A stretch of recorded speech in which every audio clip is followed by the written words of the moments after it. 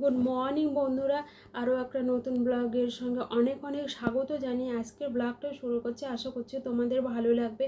এখানে মা তো সোফাটা সকালবেলা ঝাড়ু দিয়ে নিয়েছে, আর এখানে টেবিলটাতে দেখছি 2-3 দিন ধরে ভালো করে মোছানো হয়নি, মানে ধুলো ধুলো পড়ে আছে। আর এখানে বাবার সমস্ত ওষুধ রাখা থাকে, যখন কারণ আগে ঘরে রাখা থাকতো আলমারির উপরে, এখন এখানে এনে রাখে। যত প্রেশার মাপার, সুগার মাপার যত মেশিন আছে সব এখানেই রাখে। কারণ বাবা তো হঠাৎ হঠাৎ করে শরীর খারাপ হয়, যার জন্য মানে হাতের কাজে সব কিছু এনে রাখা হয়। তাই জন্য এখানে কিন্তু আর খাওয়া দাওয়ার কোনো নেই, ওষুধপত্রেতেই ভর্তি। তোমরা দেখতেই পাচ্ছ পুরো কতগুলো ডাব্বা দেখতেই পাচ্ছ। আরও ছিল, আমি তাও তো ঘরে ঘরে রেখে এসেছি। ঘরে গিয়ে দেখো চোখের সামনে একটা জিনিস বাজে লাগে না বলো তো, ডাইনিং টেবিলে। তাও যেগুলো দরকার সেগুলো কিন্তু চোখের সামনে রেখে দিয়েছি। ওখানে প্রেশার মাপার আর সুগার মাপার মেশিনটা আছে, আর বাবা যেগুলো নিত্য প্রত্যেক দিন যেই ওষুধগুলো খায় সেগুলো ওই ওষুধই রেখে দিয়েছি। আর ওই পদ্মফুলের থালাটা দেখতে পাচ্ছি, পদ্মফুলের থালাটাতে জল একটু শেষ হয়ে গেছিলো, তাই জন্য আবার জলটা দিয়ে দিলাম। আর জলটা দিলে না থালাটা দেখতে খুব সুন্দর লাগে। আর আমার জন্য একটা থালার কোনা একটু ভেঙে গেছে, কিচ্ছু করেনি, আমার খুব কষ্ট হচ্ছিলো তখন ভেঙে গেছে। যদিও তাড়াহুড়ো করে সরাতে গেছে, ওই জন্য হয়তো পড়ে গেছে। আর এখানে দেখতে পাচ্ছ যত টেডির মানে ভর্তি মেলা মনে আমাদের।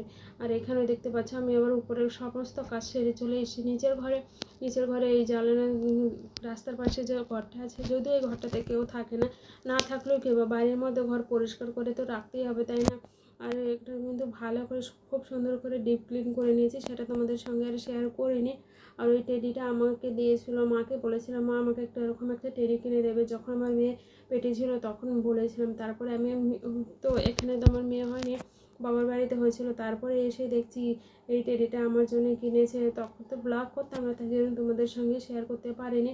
আর এত সুন্দর করে আমাদের ঘরটা সাজিয়েছিল বলার মতো, তখন কিনে দিয়েছিল। আমি তো দেখে সেই খুশি হয়ে গেছি। ওই টেডিটা এখনও আছে, ওটাই মনে করে আমাদের বাড়ির প্রথম টেডি। আর ওই জন্য ভালো করে যত্ন করে রেখে দেয়। আরও এখানেই থাকে, যদি এই ঘরটাতে কেউ থাকে না তার জন্যই এখানে রেখে দিই। আর সবার ঘরে রাখলে কি বলো তো, কোথায় রাখবো না রাখবো, আবার সরা আবার তোলো, ওই জন্য এখানে ও নিস্তব্ধ হয়ে থাকে, মানে কোনো ইয়ে নেই বেরো। আর এখানে দেখো, এখানে সেই টেডিগুলো এখানে উপরেও আছে নিচেও আছে। এখানেও কয়েকটা টেডি সাজিয়ে রাখি সুন্দর দেখার জন্য। এটা একটু ধুলো ধুলো পড়ে গেছে, যদিও 2-3 দিন আগে আমি সবগুলো ভালো করে কেচে মুছে সব ঝেড়ে রেখে দিয়েছি, তাও ধুলো পড়ে মনের একটা খুঁতখুঁতানি সেটাই। আর একটু তাড়াহুড়ো করছি, একটা জায়গায় যাব, পুজো তো আসে, পুজোর শপিং করতে যেতে হবে। সেদিন তো গেছিলাম শাশুড়ি মায়ের সঙ্গে, আর আজকে যাবো বরের সঙ্গে, বরের পকেটটা ফাঁকা করতে। আর আর তার জন্য একটু তাড়াহুড়ো করছি, এটাকে ভালো করে ঝেড়ে করতে কিন্তু তাড়াহুড়ো করলে সংসারের তো সমস্ত কাজ সেরে তবেই তো একটা জায়গায় যেতে হবে। আর ওর তো আজকে কী বলে ইয়ে ছিল, গান্ধী জয়ন্তী ছিল, তার জন্য অফিস ছুটি। আর অফিস ছুটি থাকলে কিন্তু আমি যেতেও পারবো না, তাই জন্য আজকে অফিস ছুটি ছিল, ওই জন্যই কিন্তু গেছিলাম। গিয়েও কিন্তু কোনো লাভ হয়নি। আর যদিও একদিন পরে ভিডিওটা যাচ্ছে। আর ওই যে দেখো, এখানে সব পর্দাগুলো দরজার উপরে যে দুটো ঘরের দরজার পর্দা ছিল সেগুলোই কেচে দিয়েছি। মা বলছে এত কাজ করছো কেন, যাবে বলে। বলছে যেতে যেতে অনেকটা লেট হয়ে গেছিলো, 2 বেজে গেছিলো। যদিও সব কাজ সেরে টেরে যেতে তো একটু লেটই হবে, তাই না? এতগুলো জিনিস কেচে দিতে পরে এত জামা কাপড় হয়ে গেছিলো না, এবার ছাদে যে মেলবো সেই জামা মেলানোর জায়গা ছিল না। যদিও তোমাদেরকে দেখাইনি সব জামাগুলো, অনেক জামা হয়ে গেছিলো, অনেক এতটাই কেচে নিয়েছি। আর তার জন্য হয়তো অনেকটা দেরি হয়ে গেছে। আর যেতে যেতে এত বেলা হয়ে গেছিলো, তখন আর কি বলো তো, এখানে তুমি যে রাতের বেলা যাবে, যেখানে যে শপিং মলেই যাও না কেন, এত ভিড় তোমার আর ইচ্ছা করে না সে বিল কাউন্টারে গিয়ে ওই লাইনে দাঁড়িয়ে ওই বিল করতে, তখন আর ধৈর্যের কুলোই না। তার জন্য ভাবছিলাম একটু সকাল সকাল যাব, তাহলে কি ভালোভাবে কেনাকাটা করতে পারবো।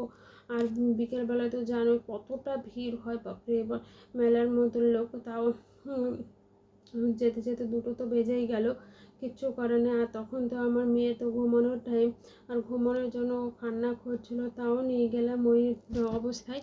নিয়ে গিয়ে আমার লাভ তো আমার কিছুই হলো না, শুধু আমাকে বাড়ি ফিরে আসতে হলো।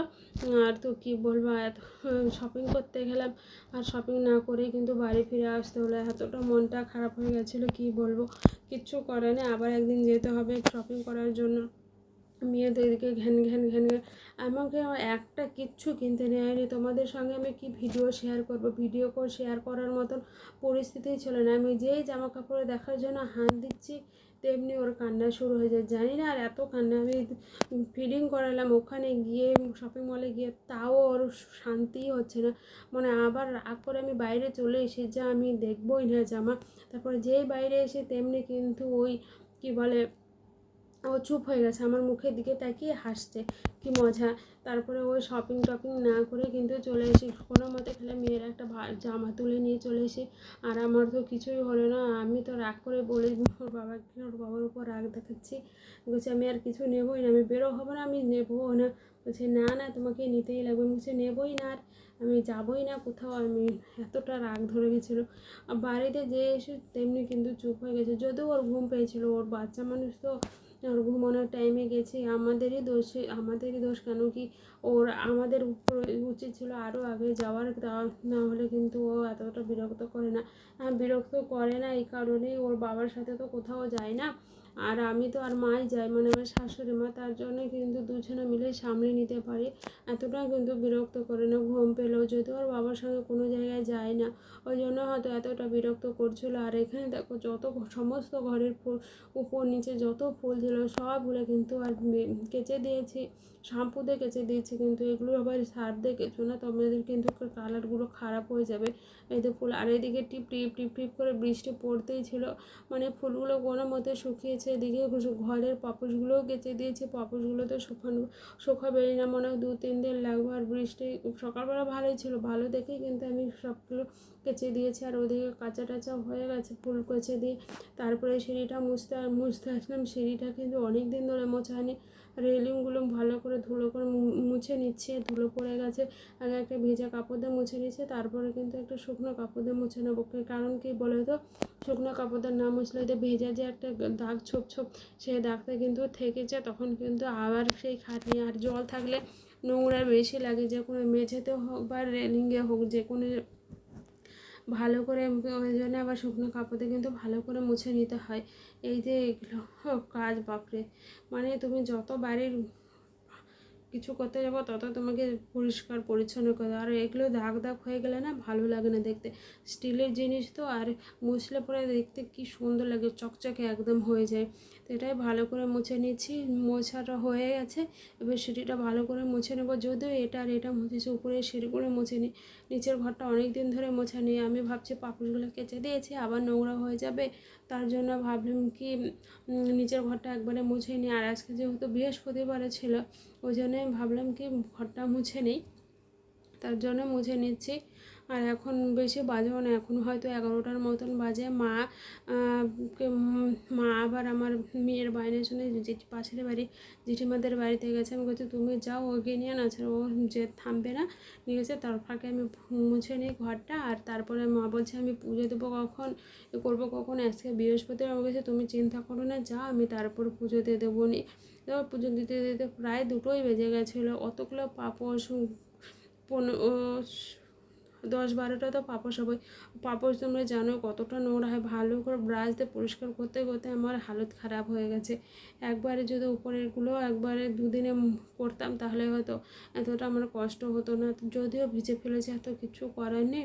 আর আমার যে কোনো জিনিস কাজ একটা কাজ 2বারে করবো ভালো লাগে না, আমার কষ্ট হবে হোক, আমি একবারে করে ফেলতে চাই, ওই জন্য বেশি চাপটা আমার উপর পড়ে যায়। আর এদিকে তো বৃষ্টিটাও থামছে না, পাপোশ মনে হয় 2-3বার তুলছে আর নামাচ্ছি, পুজো করতে করতে গিয়ে আবার তুলছে, আর আজকে বৃষ্টিও হচ্ছে। আর এদিকে তোমাদের সাথে কথা বলতে বলতে কিন্তু আমার কাজও হয়ে গেল, দেখি মোছাও হয়ে গেল। আর মুছে টুছে দেখো কি সুন্দর লাগছে। এখন না বাড়িঘর তুমি যেরকমভাবে রাখবে সেরকমভাবেই কিন্তু থাকবে। আর এখানে দেখো ফুলগুলো কিন্তু শুকিয়ে গেছে, যদিও ভালো করে শুকায়নি। আর জায়গার জিনিস জায়গাতে রেখে দিচ্ছি। আর কেমন লেগেছে ভিডিওটা অবশ্যই কমেন্ট করে জানিও। আর ভিডিওটা ভালো লাগলে তোমার আমার পাশে থেকো, আর নতুন নতুন ভিডিও মানে দেখতে পাবে। আর দেখো এখানে জায়গার উপরের ফুলগুলো উপরে রেখে দিয়েছে বা নিচে চলে এসেছি। আর চলো বন্ধুরা, ভিডিওটা আমি এখানেই রাখছি, আর দেখা হচ্ছে পরের একটা ব্লগে। ততক্ষণে ভালো থেকো, সুস্থ থেকো, নিজেদের খেয়াল রেখো। Bye, tata, good night.